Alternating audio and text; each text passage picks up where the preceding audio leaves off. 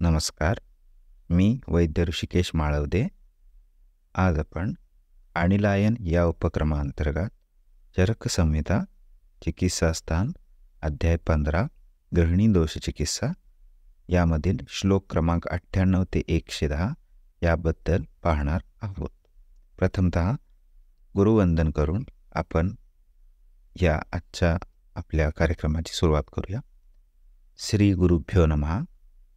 चतुर्मुख समारंभां वाग्भटाचार्य मध्यमां अस्मदाचार्य पर्यंतां वंदे गुरुपरंपरां. श्लोक क्रमांक 98. नागराती विषामुस्ता क्वातस्यादामपाचनः मुस्तांतकल्कः पथ्या वा नागरम चोष्णवारिणा. अन्वय. नागर अतिविषा मुस्ता क्वातः आमपाचनः स्यात् मुस्तांतकल्कः वा पथ्या नागरं च चूर्णितम् उष्णवारिणः आमपाचनः स्यात्. चक्रपाणी म्हणतात मुस्तांतकल्कः इति पश्चादुक्तः नागरादिकल्क इत्यर्थः. या ठिकाणी 4 आमपाचन कल्प सांगितलेले आहेत. त्यातला पहिला नागर अतिविषा मुस्ता यांचा क्वाथ आमपाचन असतो. याच तिन्ही द्रव्यांचा म्हणजेच मुस्तांतकल्क याचाच अर्थ आहे नागर अतिविष आणि मुस्ता यांचा कल्क हा सुद्धा आमपाचन आहे. पथ्या नागरमचे चूर्णितम हरितकीचं चूर्ण उष्णवारिणासह म्हणजे कोमट पाण्यासोबत घेतले असता ते आमपाचन ठरते. त्याचप्रमाणे शुंठीचं चूर्ण कोमट पाण्यासोबत घेतले असता आमपाचन करणारे सांगितले आहे. त्यानंतर श्लोक क्रमांक 99 आणि 100. देवदारू वचामुस्ता नागराती विषाभया वारुण्यामासुतास्तोये कोष्णे वा लवणा पिबेत वर्चस्य आमे सशूले च पिबेद्वा दाडिमांबुना विडेन लवणं पिष्टं बिल्वं चित्रकनागरम. अन्वय. देवदारू वचा मुस्ता नागर अतिविषा अभया वा वारुण्याम आसुतः अलवणा कोष्णे तोये पिबेत आमे वर्चसी वा सशूले च बिल्वं चित्रक नागरम पिष्टम वीडेन लवणेन लवणं कृत्वा दाडिमांबुना पिबेत. या ठिकाणी देवदारू वचा मुस्ता नागर अतिविषा आणि अभिया या 6 द्रव्यांचं वारुणीमध्ये आसुतीकरण झाल्यानंतर त्यांचं योग्य संधान झाल्यानंतर त्याचं जेव्हा आपण पान करू तेव्हा आमपाचन ठरतं.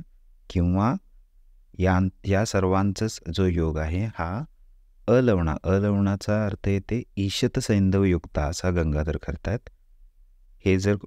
हा जर योग ईशत सैंधवयुक्त कोष्ण जलासोबत घेतला असता सुद्धा आमपाचन ठरतो. यानंतर आमे वर्चसी वा सशूले च बिल्वं चित्रक नागरम पिष्टम वीडेन लवणं कृत्वा दाडिमांबुना पिबेत. साममल असताना शूल असताना बिल्व मज्जा चित्रक नागर म्हणजे शुंठी यांचं चूर्ण वीड लवणासोबत लवणीकृत करून म्हणजे थोडंसं लवण मिश्रित करून दाडिम आंबुना पिबेत म्हणजे डाळिंबाच्या त्वचेसह दाडिम त्वकचूर्णासोबत घेतली असता आमवर्चसाचं जी लक्षणं आहेत ती कमी होतात. श्लोक क्रमांक 101. सामे वा सवे वाते कोष्ठशूलकरे पिबेत कलिंग हिंग्व अतिविषा वचा संवर्चल अभयाः. अन्वय. सामे सकफेवा कोष्ठशूलकरे वाते कलिंग हिंगू अतिविषा वचा संवर्चल अभयाः पिबेत.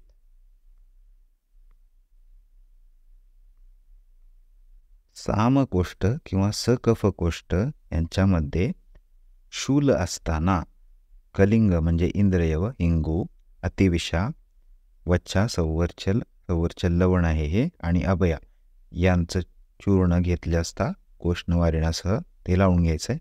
तर कोष्ण वारिणासह हे घेतले असता म्हणजे कोमट पाण्यासोबत घेतली असता ही सगळी लक्षणं आपली कमी होतात. श्लोक नंबर 102. छर्दी अर्शो ग्रंथी शूलेषु पिबेदुष्णेन वारिणा पथ्या सौवर्चलाजाजी चूर्णम मरीच संयुतम. अन्वय. छर्दी अर्शोग्रंथी शूलेषु पथ्या सौवर्चल अजाजी चूर्णम मरीच संयुतम उष्णेन वारिणा पिबेत. चक्रपाणींनी इथे विशेष उल्लेख केला आहे. अर्शोग्रंथी इति अर्शो आणि अणुग्रथित वर्चस्त्वम मरीच संयुतमिति इति पर्यंतम चूर्णम कृत्वा पिबेत इति अणुवर्तते. चूर्णम कृत्वा पिबेत इति अणुवर्तते याचा अर्थ हे लावून घ्यायचं आहे आपल्याला. तर छर्दी अर्शोग्रंथी म्हणजे अर्शामुळे जो वर्चस्वाला अणुग्रथित्व आलेला आहे म्हणजे ज्याला आपण मलाचे खडे होणं म्हणतो ती कंडिशन इथं सांगितलेली आहे.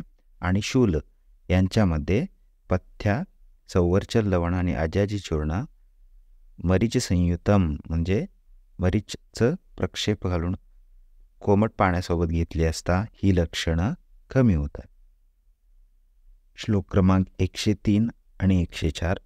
अभयाम पिप्पली मूलम पचाम कटुकरोहिणीम पाठाम वत्सकबीजानी चित्रकम विश्वभेषजम पिबेत निष्काथ्य चूर्णम वा कृत्वा कोष्णेन वारिणा पित्तश्लेष्माभिभूतायाम ग्रहण्याम शूलनोत्हितम. अन्वय. पित्तश्लेष्माभिभूतायाम ग्रहण्याम अभया पिप्पली वचा कटुकरोहिणी पाठा वत्सकबीजानी चित्रकम विश्वभेषजम निष्काथ्य पिबेत वा चूर्णे कृत्वा वा कोष्णेन वारिणा पिबेत शूलनुत हितम. या ठिकाणी सांगतात पित्त आणि कफज ग्रहणीमध्ये अभया पिप्पलीमूल वचा कटुकरोहिणी पाठा वत्सकबीज चित्रक विश्वभेषज शुंठी यांचा काढा निष्काथ्य आता काढा प्यायचा आहे किंवा यांचंच चूर्ण कोमट पाण्यासोबत घेतले असता शूल कमी करणारं ठरतं. श्लोक नंबर 105. सामे स अतिविषम व्योषम लवणक्षार हिंगुम च निष्काथ्य पाययेत चूर्णम कृत्वा वा कोष्णवारिणा. अन्वय. सामे पित्तश्लेष्मदोषे स अतिविषम व्योषम निष्काथ्य लवणक्षार हिंगुम च पाययेत चूर्णम कृत्वा कोष्णवारिणा पाययेत. चक्रपाणी म्हणतात सामे दोषे सती पिप्पली मूलादिषु अतिविषादी प्रक्षिप्य चूर्णम कर्तव्यम इत्यर्थः. आता या ठिकाणी साम पित्त कफज ग्रहणीमध्ये अतिविषा व्योष यांचा क्वाथ लवण क्षार हिंगू यांचं प्रक्षेप टाकून कोमट पाण्यासोबत घ्यायला सांगितलेलं आहे. चक्रपाणींचं मत विचारात घेता पिप्पली मूलादिश म्हणजे उपरोक्त जे अभया पिप्पली मूलं ही 10 द्रव्य सांगितलेली आहेत त्यांच्या क्वाथामध्ये अतिविषा व्योष लवण क्षार हिंगू यांचा प्रक्षेप घेणे अपेक्षित आहे. श्लोक नंबर 106-107. पिप्पली नागरम पाठाम सारिवाम बृहती द्वयम चित्रकम कौटजबीजम लवणानि अथ पंचच तच्चूर्णम यवक्षारम दधि उष्णांबु सुरादिभिः पिबेद अग्निवृद्ध्यर्थम कोष्ठवातहरम नरः. अन्वय. नरः पिप्पली नागर पाठा सारिवा बृहती द्वयम बृहती चित्रकम कौटजबीजम अथ पंचलवणानि च तत् कोष्ठवातहरम सयवक्षारम चूर्णम दधि उष्णांबु सुरादिभिः अग्निवृद्ध्यर्थम पिबेत. चक्रपाणी म्हणतात सुरादिभिः इति अत्र आदिशब्देन कांजिक सव्वीर आदी ग्रहणम. आता या ठिकाणी पिप्पल्यादी चूर्णाचं वर्णन केलेलं आहे.